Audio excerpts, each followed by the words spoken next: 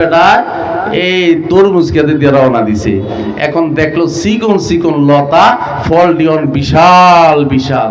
হের যুক্তিতে ধরে না, মাথায় ধরে না, হের চিন্তায় ধরে না, আল্লাহ এই কামটা কেমনে করলো।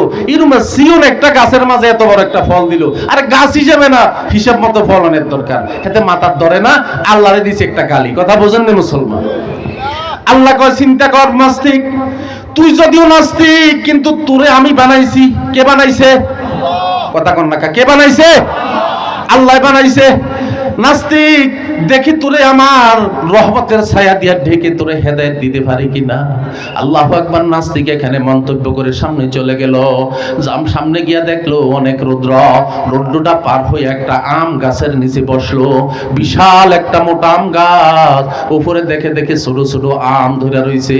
এখানে তার মাথাটা আরেকবার গরম। ও আল্লাহ, এইটা তুমি কি করলা? এত মোটা গাছের মাঝে বুঝি দিলে দুরা ফল, এটা তো আর একটা রং হইছে। নাউজুবিল্লাহ। হেতার বুঝে আসে না, এত মোড়া গাছের মাঝে দিছে দুরা ফল, আর এরকম সিয়ন লতাওয়ালা গাছের মধ্যে দিছে এত বড় তরমুজ। হেতার বুঝে আসে না। কথা বুঝে আসেন নি ভাইরা আমার? আল্লাহ বলেন, নাস্তিক, কেন আমি এত মোড়া গাছের মাঝে ছোট ফল দিলাম, আর এই চিকন লতার মাঝে এত বিশাল ফল আমি দিলাম? এটা তোর বুঝে আসবে না। আমি যেটা সঠিক এটাই আমি করছি। আল্লাহু আকবার। ওই নাস্তিক আম গাছের নিচে বসে রইছে, মাথাটা ঝুঁকে ঝুঁকে আল্লাহর ব্যাপারে চিন্তা করে। আল্লাহ এই কামটা কেমনে করলো? গাছ হিসাবে না ফল দিত, গাছ হইল সিয়ন দিছে বড় ফল, আবার এইদিকে মোটা গাছ দিছে ছোট ছোট ফল। আল্লাহ আম গাছের আমকে নির্দেশ করলো, আম তোমাকে আমি আল্লাহ নির্দেশ করছি। আম কার কথা শুনে বলেন না? আম কার কথা শুনে? আল্লাহু আকবার, আল্লাহু আকবার। আমকে নির্দেশ দিল আল্লাহ। ও একটা আম, ছোট্ট একটা আম, বেশি বড় নয়, আবার তাও বেশি উঁচার থেকে নয়, নিচু থেকে, তাও কাঁচা নয়, ফাঁকা থেকে নরম ছায়া। ওই নাস্তিকের ন্যাশনাল এয়ারপোর্ট মাথার মাঝে তো চুল একটাও নাই। এই ঠুস করে তার মাথার মাঝে একটা আম ফালা, বেশি জোরে নয়, না হয় আমার বন্দা ব্যথা পাইব। সুবহানাল্লাহ। এই নাস্তিক আল্লাহরে গালি দিল, জোরে ফালাইলে তার মাথায় সে ব্যথা পাবে, আল্লাহর সেটাও মায়া লাগে। সুবহানাল্লাহ কইতেন না মুসলমান? ওয়া হুয়াল গফুরুল ওয়াদুদুল আরশিল মাজিদ। আমার আল্লাহ বড় দয়ালু, আমার আল্লাহ বড় মায়াবী। বান্দা অপরাধ করে, আল্লাহ তারে মায়া করে। আল্লাহ বান্দা অপরাধ করার পরে আল্লাহ চায়, সুযোগ দেয়, দেখি সে ফিরে আসে কিনা। বান্দা মদ খায় একদিন, দুই দিন, তিন দিন, আল্লাহ কয় প্রথমবারে তারে ধরবো না, দেখি সে ফিরে আসে কিনা। বান্দা চুরি করে একবার, দুইবার, তিনবার, আল্লাহ পাক চায়, সুযোগ দেয়, দেখি সে ফিরে আসে কিনা। এইভাবে অন্যায় করতে থাকে। আল্লাহ পাক চায় যে বারবার সে ফিরে আসো, কিন্তু বান্দা যখন সীমা অতিক্রম করে ফেলে, আল্লাহ কয় না, এবার তো তারে ধরার দরকার। এরপরে আল্লাহ এমন ভাবে ধরে আর কোনোদিন ছাড়ে না। কথা ঠিক কিনা ভাইরা আমার? যাদের সিদ্ধান্ত, আমার সিদ্ধান্ত ছিল 2041 সাল, আল্লাহ পাকের সিদ্ধান্ত হলো 2024 5 আগস্ট। আল্লাহর সিদ্ধান্ত আর বান্দার সিদ্ধান্ত মিলে নাই। বান্দার সিদ্ধান্ত তো 41 সাল পর্যন্ত ছিল, যা ইচ্ছা তা করবে। আল্লাহ কয় না না, বেশি হয়ে গেছে, আর ছাড়ন যায় না। আল্লাহ পাক ছাড় দেয়, ছেড়ে দেয় না। কিয়ামত পর্যন্ত আল্লাহ পাক বুঝাইতে চাইলেন, ও দুনিয়ার মানুষ শুনে রাখো, দূরের শত্রু দিয়া নয়, তোমার বন্ধু দিয়ে তোমারে দৌড়ামো।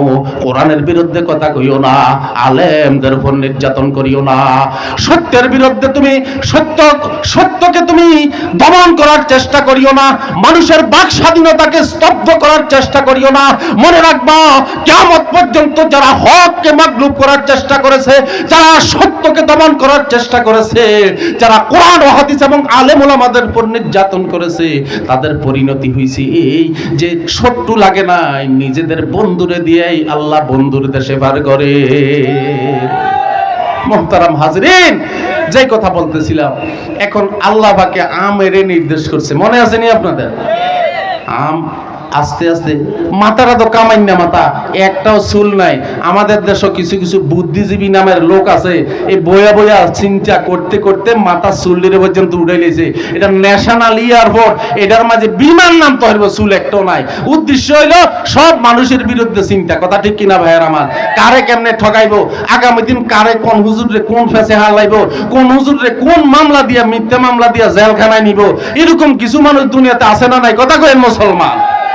মোহতারাম হাজিরিন, এখন আল্লাহ কয় ঠিক আছে, নাস্তিকের মাথায় ছোট করে আস্তে করে আরাম করে হালাজ, বেশি জোরে যেন না হয়, নইলে নাস্তিকের মাথা ঠুস হইব। কথা বোঝেন তো? আল্লাহ নির্দেশ করেছে আমরে, আল্লাহর হুকুমে একটা ছোট্ট করে ওই নাস্তিকের কামাইন্না মাথায় ঘুরাইন্না বাড়ির মাঝে ঠাস করে পড়ছে। পড়ার পরে নাস্তিক চিন্তা করে, হায় রে, মাথা থেকে বোধহয় আসমান ভাঙ্গিয়া পড়ছে, কি জানি পড়লো। একবার মাথায় হাত দিয়া চায়, না জানি রক্ত বের হইল। হাতে দিয়া দেখে না, রক্ত বের হয় নাই, মাথা ভাঙ্গে নাই। এখন মাথা সামান্য একটু টের পাইছে, বেশি ব্যথা পায় নাই। মাথাটা নিচের দিকে ঝুঁকে দিল আর আল্লাহকে ডাকা শুরু করে দিল, মালিক তোমার সিদ্ধান্তই সঠিক। আমার সিদ্ধান্ত ছিল গাছ হিসাবে ফল হবে, আর তোমার সিদ্ধান্ত ছিল বড় গাছের মাঝে ছোট ফল তুমি দিবা। ও মালিক, আমার সিদ্ধান্ত অনুযায়ী তুমি যদি ওই বড় গাছের মাঝে যদি তুমি তরমুজের মতো ফল দিতা, আল্লাহর কসম ওই তরমুজ পুত হয় আমার মাথায় পড়লে তরমুজ ফাটার আগে আমার মাথাটা শেষ হইয়া যাইতো। মুহতারাম হাজরিন, এই জন্য আল্লাহর সিদ্ধান্তই সঠিক। আল্লাহর সিদ্ধান্তই কি সঠিক? বলতেছিলাম, অন্তরের প্রথম রোগের নাম অহংকার, সত্যকে না মানা। বলেন না, সত্যকে না মানা। আরে কোরআন বলেছে নারীর অবাধ চলাফেরা হারাম। নারীর অবাধ চলাফেরা কি হারাম, পর্দা করা ফরজ। পর্দা করা কি ফরজ। এখন পর্দা তো করে না, বরং যারা বোরকা গায়ে দিয়া স্কুল কলেজে যায় তাদের বিরুদ্ধে আইন হয়। এখন আল্লাহ কইছে এটা সত্য, তুই কস ওটা সত্য। আল্লাহ কয় বোরকা পরে কলেজে ভার্সিটিতে যাইতে হবে, তোর সিদ্ধান্ত হলো বোরকা খুলে মুখ খুলে সিদ্ধান্তে যাইতে হবে। তুই সত্যকে অমান্য করেছস, সুতরাং তুই অহংকারী, তোর ঠিকানা জাহান্নাম ছাড়াও হয় নাই। কথা ঠিক কিনা মুসলমান? মুহতারাম হাজিরিন, অন্তরের প্রথম রোগের নাম অহংকার। অহংকারের ওষুধ হইল নামাজ। অহংকারের ওষুধ হইল নামাজ। অন্তরের শেষ দ্বিতীয় রোগের নাম মনে নাই, লোভ। লোভ, লোভের ওষুধ হইল কন্যাকা রোজা। কি রোজা? রোজা রাখলে কি আর সব খাওয়া পাওয়া যায়? লোভ শেষ হয়ে যায়। তৃতীয় রোগের নাম হইল আপনার কি, আয় হায় কি ওয়াজ করলাম মনে রাখতে পারি না। এইগুলো তো ওয়াজ, আমরা তো ক্লাস করাই, আমাদের ক্লাসের মতো মুখস্থ করবেন। অহংকারের ওষুধ হইল নামাজ। দ্বিতীয় রোগের নাম কি? লোভ। লোভের ওষুধ হইল রোজা। তৃতীয় রোগের নাম হইল কৃপণতা। কৃপণতার ওষুধ হইল যাকাত সদকা দান। যাকাত সদকা দান।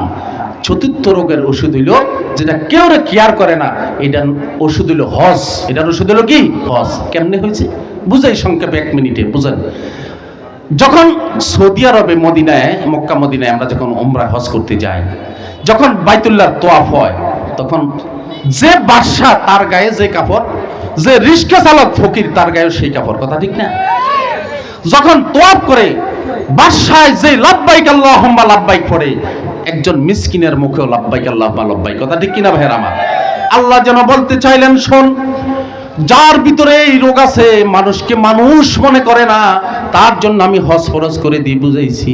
তুই মদিনায় গিয়া দেহ তুমি কোন দেশের রাজা আর কে রিক্সা চালায়, এই ভেদাভেদ নাই। আল্লাহর বান্দা হিসাবে সব এক রকমের কাপড়, সব এক রকমের লাব্বাইক তালবিয়া বলে। ওয়াজের সার কথা হইল, এই হুজুর এসে গেছেন, আলোচনা করবেন।